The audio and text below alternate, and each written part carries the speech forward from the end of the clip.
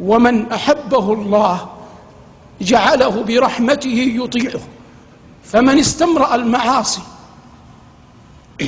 والبعد عن الله وأعرض عن دينه فما ذاك لقوة فيه، وإنما الأمر كله أن الله خذله.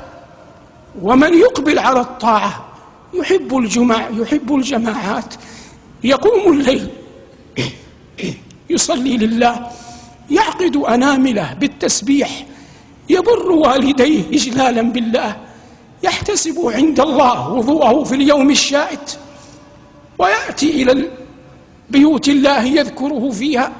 من صنع هذا ما كان له أن يأتيه لولا أن وفقه الله، وما وفقه الله لهذا إلا لأنه يحبه.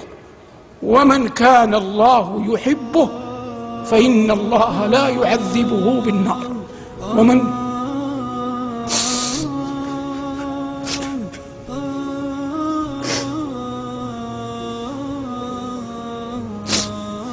ومن كان الله يحبه فإن الله لا يعذبه في النار. وأنت تعلم أيها المؤمن أن القلب مضغة جعل الله فيها من الخصائص ما لم يجعل في غيرها. ومن الحياء مع الله أن تستحي أن تقبل على أحد بقلبك غير الله تبارك اسمه وجل ثناؤه. وما قضى أنبياء الله ورسله حياتهم إلا في تعظيم ربهم وإجلاله ومحبته وخشيته. الله جل وعلا يقول: وأهديك إلى ربك فتخشى.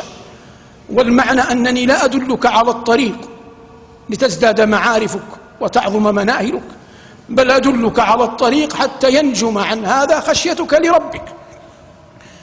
وجاء في الأثر أن النبي صلى الله عليه وسلم قال لجبريل: ما لي لا أرى ميكائيل ضاحكا؟ قال: ما ضحك ميكائيل منذ أن خلقت النار.